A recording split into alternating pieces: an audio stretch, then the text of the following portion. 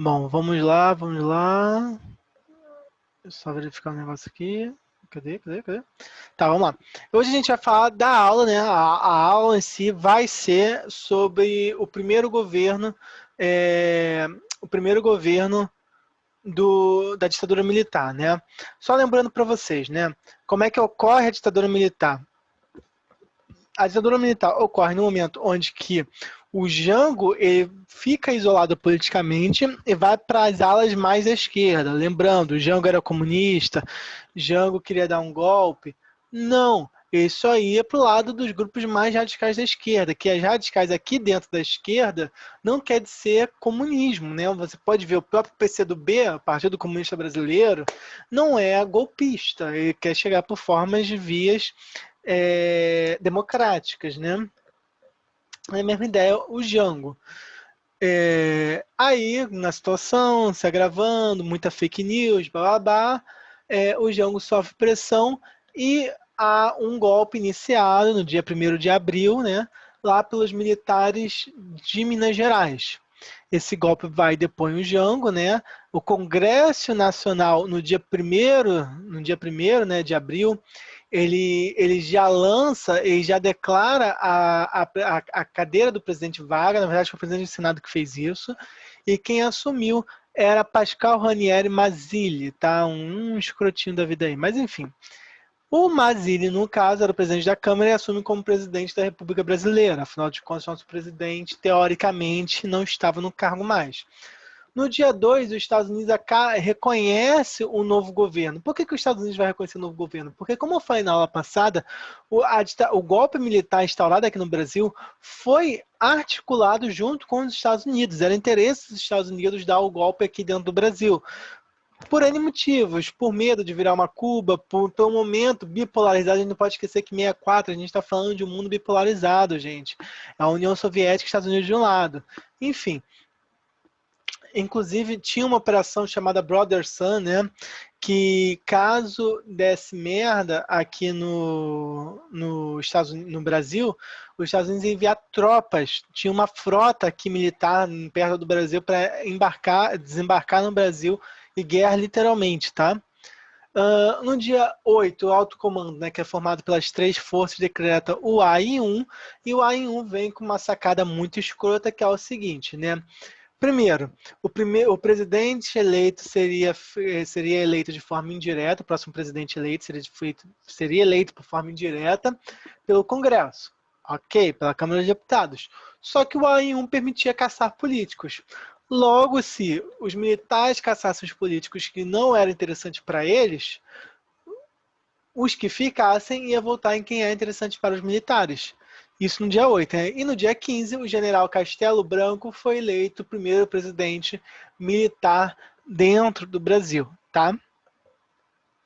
Assim que ele entra, se instaura um aparato opressor, né?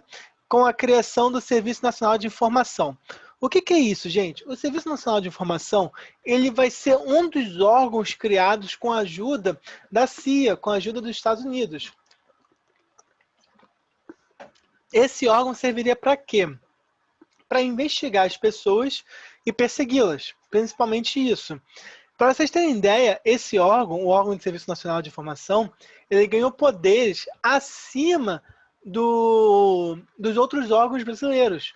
Ou seja, o serviço de investigação da ditadura militar, o principal aparato, o primeiro criado, ele estava sobre todos os órgãos do Brasil e, consequentemente, ele ficava observando qualquer pessoa que seria contrário à Revolução, né? A Revolução Gloriosa de 64. Mas, enfim, né? A gente vai fazer um parênteses aqui na aula rapidinho, que eu não falei disso e eu acho que eu vou acabar passando direto. Tome cuidado com os termos. O pessoal pagar pau de militar vai dizer que é a Revolução Gloriosa de 64, ou só a Revolução de 64, tá? A historiografia antiga chamava só de ditadura militar. A ditadura mais moderna, isso já tem algum tempo, tá? É ditadura civil-militar, tá, gente? O golpe foi civil-militar. Tanto é que na aula passada a gente viu uma passeata feita, a marcha para Jesus, marcha da família com Jesus, marcha da família com Jesus, com Deus, a marcha da família com Jesus, que eu falei na aula passada, foi uma marcha feita pelo pelos grupos civis. Então, a ditadura civil-militar, tá? Tome cuidado com isso. Usem sempre esse termo, civil-militar, tá?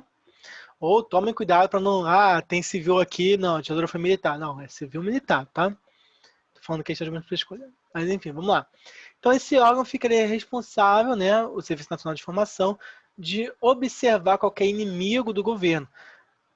A gente viu algo parecido agora, recentemente, né, gente? Infelizmente, né, que deu uma treta do caramba, que se fosse um país decente já teria retirado o presidente há muito tempo do poder. É uma coisa absurda você ter uma fiscalização de pessoas que seriam contrários ao seu estilo de governo. Mas vamos lá.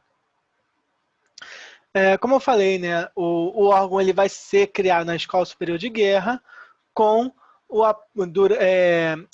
esse órgão vai ser criado na Escola Superior de Guerra durante o governo Dutra com o apoio dos Estados Unidos, mas ele vai ser bem utilizado no governo militar, tá? Beleza. Em 65, né, as eleições foram canceladas e o mandato do Castelo Branco foi prorrogado. Aqui existe uma questão que eu vou falar mais à frente. O Castelo Branco, ele era de uma linha mais tranquila, tá, do golpe militar. O Castelo Branco, ele acreditava sim num golpe militar, ele acreditava que tinha que livrar o Brasil de um comunismo, só que ele acreditava que deveria ficar o mínimo possível para passar para o governo civil, né? Já ao contrário, a gente tinha o grupo do general Arthur Costa e Silva, né? O Arthur Costa e Silva era o ministro da guerra, que ainda não, ele vai ser o futuro presidente, mas ainda não é, beleza? Ele é aquele ministro da guerra. E ele era o contrário ao Castelo Branco. O Castelo Branco era da linha mais branda. O Costa e Silva já era chamado da linha dura. Ele defendia sempre o grupo da linha dura defendia uma ditadura bem forte, bem repressora, para eliminar de vez qualquer tipo de adversário e mantendo os militares no poder. Isso aqui eu já falei, né? No caso, o Castelo Branco, ele era do grupo chamado Sorbonne, tá? Sorbonne porque é um grupo que era da ESG, né, da Escola de Superior de Guerra, só que eles não eram ligados a esse grupo da ESG, porque a ESG, no geral, ela era ligado com o Costa e Silva, que era ligado com a linha dura, beleza? Essa luta, isso óbvio que vai levar uma disputa interna dentro dos grupos militares, né? Entre 64 e 68, que fez com que mantivessem os civis fora dos cargos políticos do novo regime.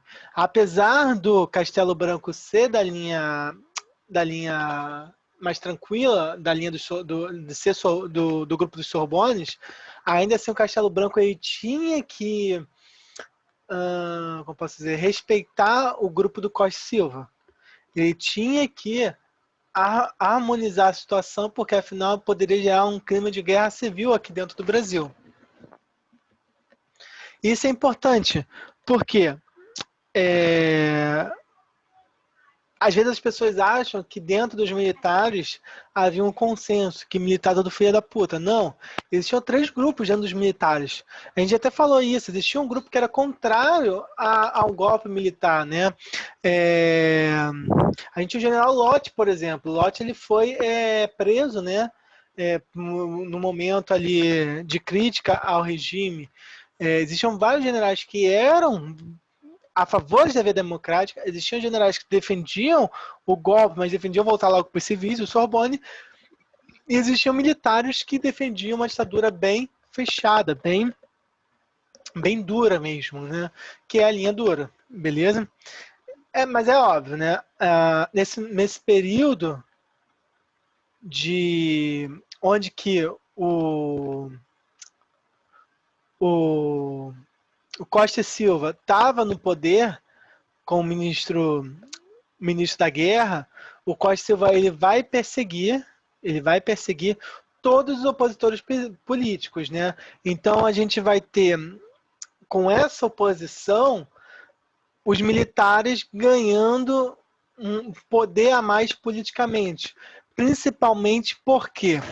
Porque eles vão fortalecer o partido político que era ligado aos militares, que era a Arena. A Arena, nesse momento, ela vai ganhar uma maior quantidade de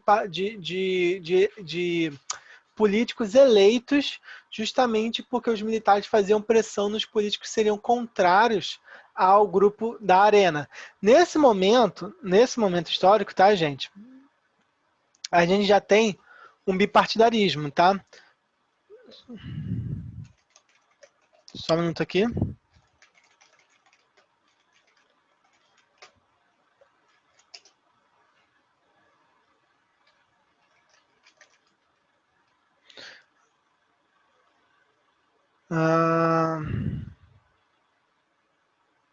Calma aí. Só quero ver um negócio aqui para não falar besteira.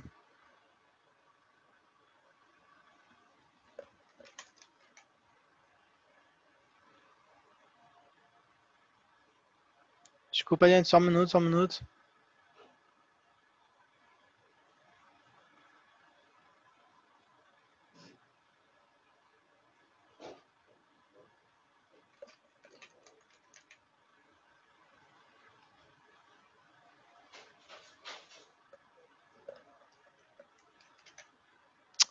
Ai, cara, não tô achando. Não, eu tô falando besteira, gente. Calma aí.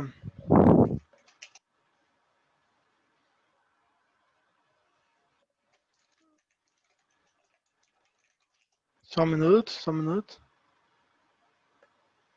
Ah, tá, desculpa. Eu tô falando besteira, eu confundi aqui, desculpa.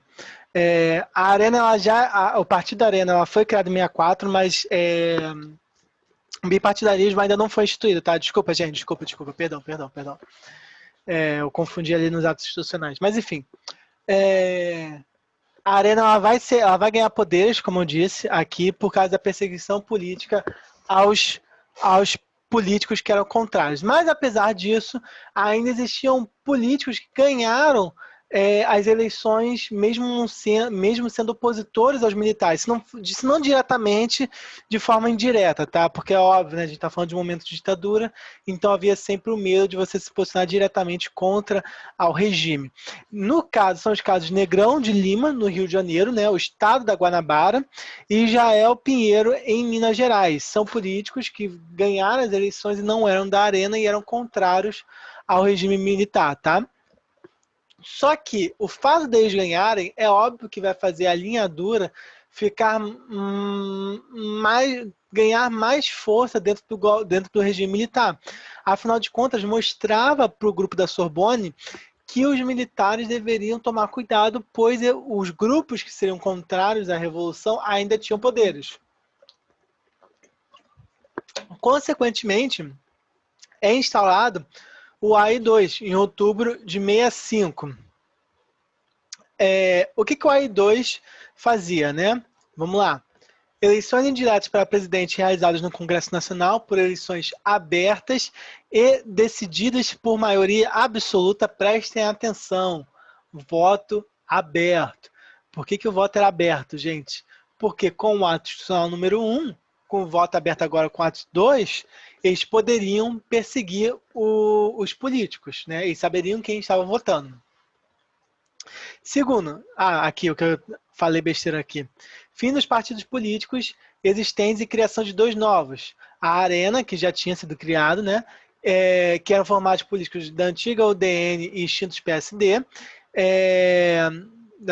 E o MDB, né? O Movimento Democrático Brasileiro, formado por políticos do PTB e pelos nacionalistas das demais forças. Gente, presta atenção aqui. Apesar de ser, vocês vão ficar se perguntar assim, professor, se é bipartidário, então existia uma democracia, né? Políticos como Bolsonaro, por exemplo, pessoas que são a favor da ditadura, vão falar que a ditadura nunca foi antidemocrática porque deixou dois partidos existirem. Só que vocês percebem que só existia um partido, que era a Arena, e a oposição. Sendo que se você fosse oposição, por causa do AI-2,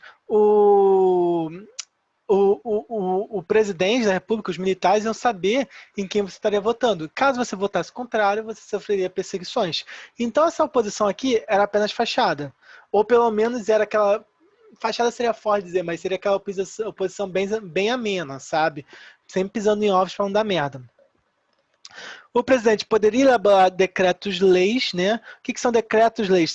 São leis que tem um tempo, né, que elas podem existir, mas que passariam pelo Congresso, não precisava do Congresso para ser praticadas, ou seja, dava poderes absolutos para o presidente, tá? E o presidente poderia instalar estado de sítio e decretar o recesso do Congresso quando fosse julgar necessário. Recesso do Congresso é a mesma coisa que, gente, fechamento do Congresso. Ou seja, se o AI-1 ele já mostrava que a ditadura veio para que veio, né, perseguindo políticos. Mas o AI-2 acaba totalmente com esse discurso que os militares vieram para salvar o Brasil. Aqui mostrava que os militares queriam ficar, que os militares eram que isso aqui era de fato uma ditadura, porque eles poderiam só tinham 2 partidos, né? Sendo que dentro desses 2 partidos eles poderiam perseguir os políticos, porque o voto era aberto. E ainda por cima, eles poderiam fechar o Congresso e passar por cima deles pelos decretos-leis. Ou seja, o AI-2, sem sombra de dúvida, mostrou de fato para que os militares vieram, beleza? É óbvio que, com todas essas questões, a oposição aos militares, ela vai crescer, tá, gente? Até o AI-5 existia sim oposição aos militares, apesar da perseguição política. O AI-5 vai deixar inviável você ter uma oposição, né?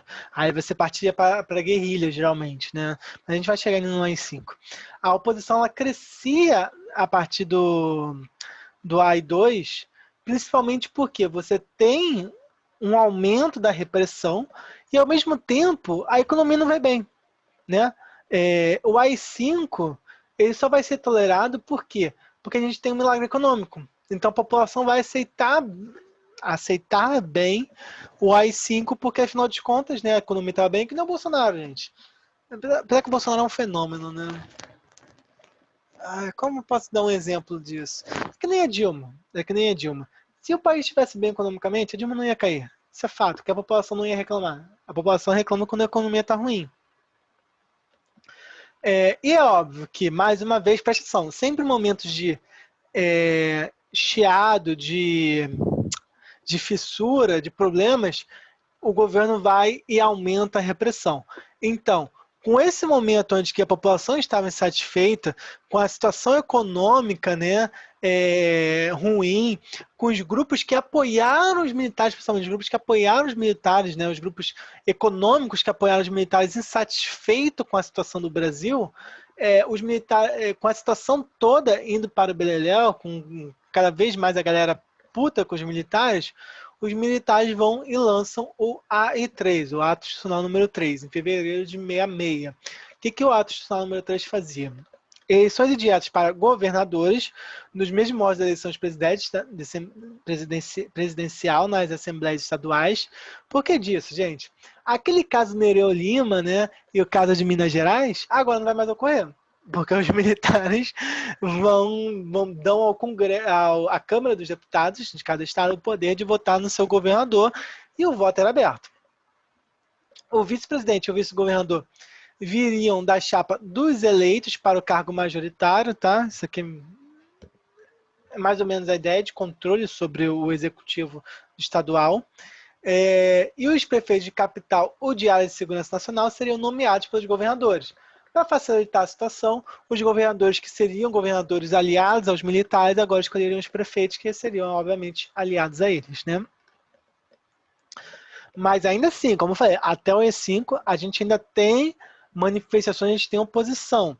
E um dos grupos que formaram uma oposição é a chamada Frente Ampla. A gente tinha políticos como JK, Jango e Lacerda. Olha que curioso, né? 2 ligados ao trabalhismo, né? 2 ligados ao trabalhismo, ao lado do Vargas, e o Lacerda, que era aquele político que era contrário ao trabalhismo, que era contrário ao varguismo, né? Mas acaba se unindo porque o Lacerda achava que os militares iam tomar o poder, né? Iam tirar o Jango e depois iam entregar aos civis e o Lacerda poderia conseguir ser eleito. Se fodeu, né? Enfim. Apesar, né, da situação da frente ampla, é, da frente ampla ser poderosa, né, com vários políticos de experiência, com bagagem política, né, ela não vai para frente. Por quê? Por que não vai para frente, gente? Porque, infelizmente, essa porra desse país, os políticos não se unem, os políticos bons, né? A gente não tem uma frente de esquerda aqui no Brasil, por exemplo. Você não vê uma chapa entre Ciro Gomes e o PT, Lula, Haddad, enfim.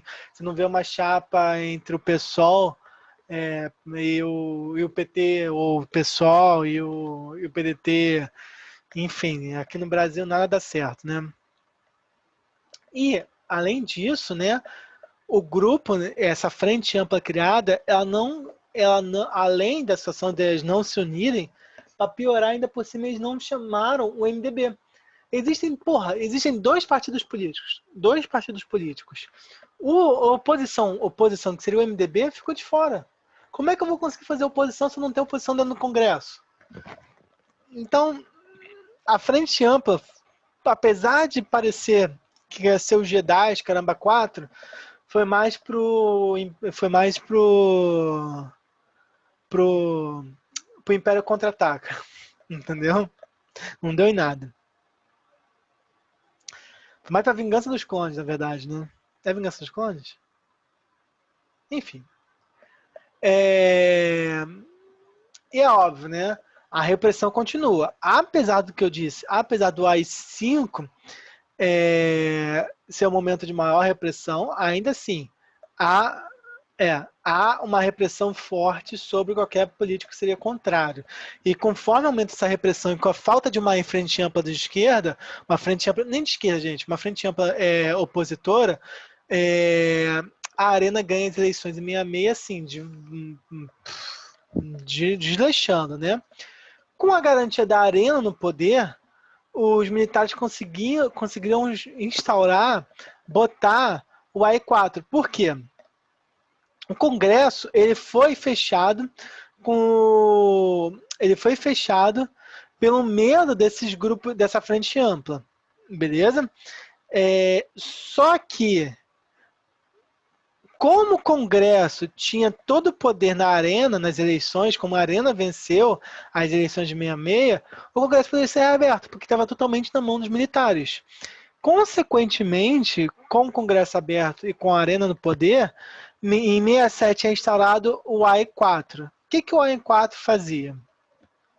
Ele incorporava todos os atos institucionais e complementares até então decretados. Ou seja, os AI-1, AI-2, AI-3 e os decretos que foram criados com AI-4 viraram uma Constituição, entendeu? Em 67 a gente tem uma nova Constituição.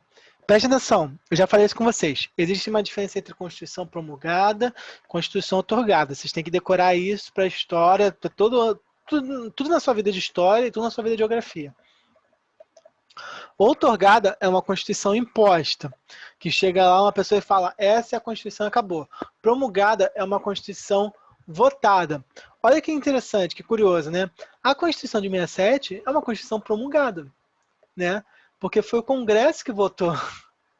Tudo bem, o Congresso, todo vendido para a Arena, tudo vendido pelos militares? Sim, mas ainda assim uma Constituição promulgada. Tome cuidado com isso, que a gente tem mania de falar outorgada, porque era um momento de situação opressora, né? Um momento de situação ditatorial, né? A economia, como é que estava? Eu já falei para vocês que a economia estava bem ruim, né? A dívida externa brasileira passava dos 3 bilhões de dólares, né? Consequentemente, o governo militar começa a movimentar a economia para dar um jeito na situação. E é lançado o PAEG, o Programa de Ação Econômica do Governo. Presta atenção, o PAEG é importantíssimo na sua vida. Por quê? O PAEG vai ser a base do futuro milagre econômico. O milagre econômico só vai acontecer por causa do PAEG. E o que era o PAEG? Desculpa. O que era o PAEG? Primeiro, controle dos gastos públicos. Corta gastos públicos. Segundo, proibição dos estados contraírem dívidas sem autorização federal. Terceiro, corte do subsídio de alguns produtos importados. Ou seja, se o produto o arroz vem a R$10 de fora do Brasil, o governo bancava R$5 e o arroz chegava a R$5 no mercado. Mas agora não tem mais isso. Corte subsídio de alguns produtos importados. Correção monetária para dívidas feitas com a União, né? Ia se cobrasse o que estava devendo. Arrocho salarial a partir dos cálculos feitos para reajustes. O que é arrocho salarial, gente? Diminuição salarial. Limite ao crédito privado, ou seja, diminuição de empréstimos. Fim da estabilidade de emprego com a criação do Fundo de Garantia por Tempo de Serviço. O que é isso? O FGTS. Olha que curioso. O FGTS, que vocês gostam tanto, né? Quem não gosta, foi criado pelos militares. Mas foi criado por quê? Para acabar com a estabilidade de emprego. Beleza? Garantido pelo governo de Vargas lá na CLT. Né? As medidas, favoreciam o controle da inflação, beleza? Só que elas não fizeram a economia crescer. Por quê, gente? Porque se eu diminuo o salário, se eu limito os créditos, consequentemente a população tem menos dinheiro. Correto? Se ela tem menos dinheiro, ela gasta menos. Se ela gasta menos, o poder de consumo da população diminui e, consequentemente, empresas vão falir. É um cálculo muito básico, né? Por exemplo, se eu tenho muitas pessoas empregadas, eu tenho muitas pessoas sem dinheiro. Se eu tenho muitas pessoas sem dinheiro, eu tenho muitas pessoas não comprando. Né? Se eu tenho muitas pessoas não comprando, o cara que precisa sobreviver vendendo coisas, não vai sobreviver. Aí vai fechar, vai demitir gente. Beleza? Já falei isso com vocês várias vezes. Mas para os militares estavam ok, porque o problema todo era o quanto que a população consumia, né? E, consequentemente, ele restringiu o papel de moeda e o crédito, tá? Para concluir essa parte aqui econômica, né? Ainda foi criado o Banco Central, né? Que seria o banco dos bancos, até botei aqui entre aspas, faltou fechar parênteses. Ele seria responsável por emitir o papel moeda e o controle das operações de comércio no exterior do país, né? Não, fechei aqui embaixo, desculpa. É o Banco Central que a gente tem hoje em dia, tá? Também foi criado no governo militar. Não dá para dizer que os militares só fizeram merda, tá? Óbvio que não, mas assim, a custo de quê, né?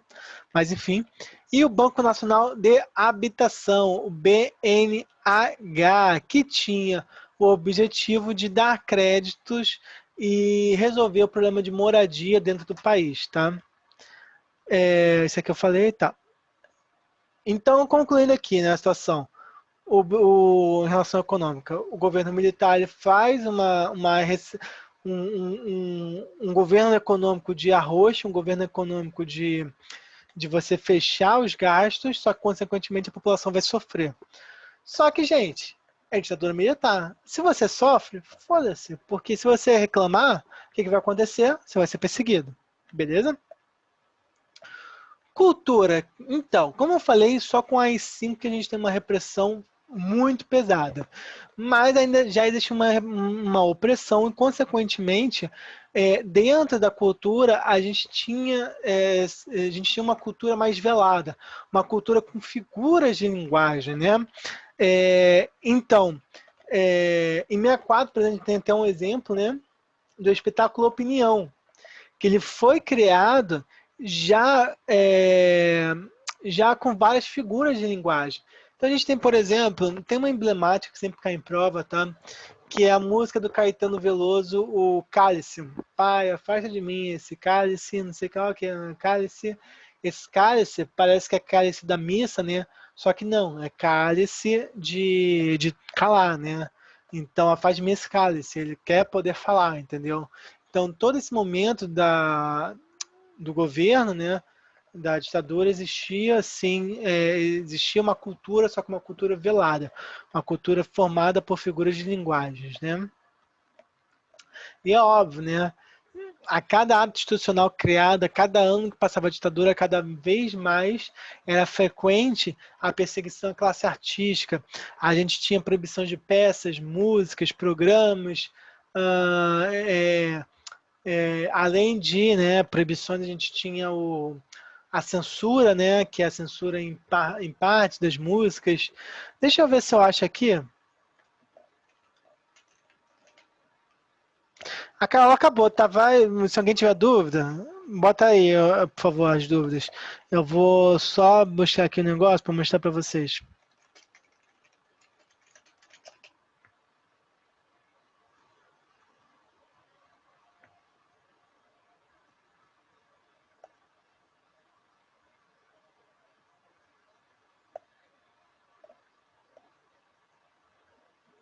Se vocês tiverem dúvidas, falam, tá, gente?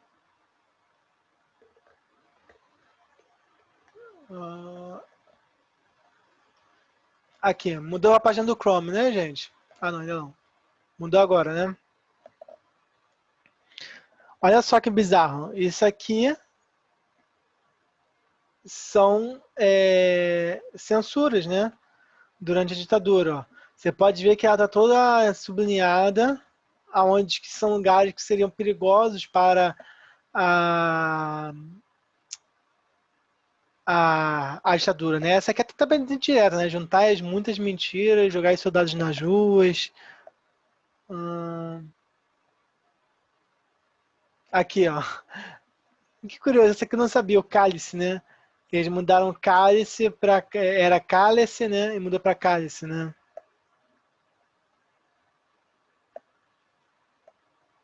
Deixa eu ver se eu acho uma aqui.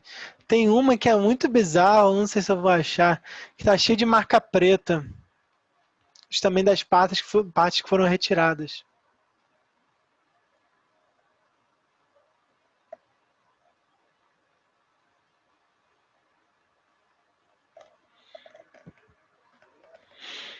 Cara, então, a frase Brasil acima de tudo e acima de todos é uma frase fascista, tá? Não estou chamando o governo Bolsonaro de fascista, não, mas ela é uma frase fascista, típica de governos fascistas, tá? É o que eu falo, eu já falei com vocês, né? É, o governo atual, ele não é fascista, mas ele tem várias características fascistas, tá? Apesar de não ser. Para ser fascista tem que ter várias outras questões, né? Não vamos ser ingênuos, né? Mas vamos lá.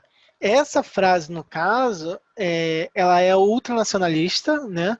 Brasil acima de tudo. Tudo o quê? Todos os outros países. Então, os outros países são inferiores. Essa é a ideia, né?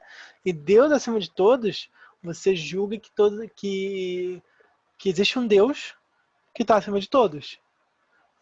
Então, se a gente vive uma ditadura, se a gente vive num país laico, né, onde que as pessoas têm direito a não ter religião, por exemplo, você fala que não, Deus está acima de todos. E mais do que isso, qual Deus está acima de todos? Se é dita pelo atual presidente da República, é o Deus dele? Entendeu? Fora as outras questões ligadas ao grupo que ele tá, que são grupos que perseguem outras religiões de afrodescendentes, etc. Então tem uma característica assim autoritária, tá?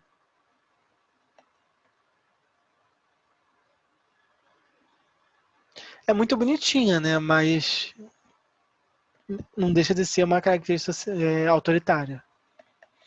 Alguma dúvida, gente?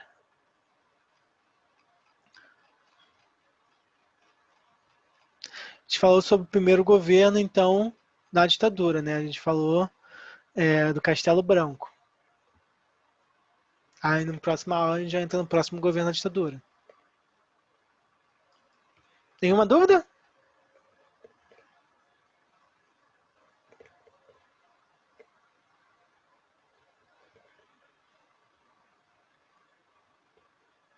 Beleza, gente, vou botar os exercícios hoje e as aulas hoje. Acho que hoje também, tá? Beijo, gente. Até semana que vem. Ah, não, semana que vem. Semana que vem é feriado? Não, feriado é dia 7, né? Dia 8 não tem nada, não. Enfim. Beijo, gente. Tchau, tchau.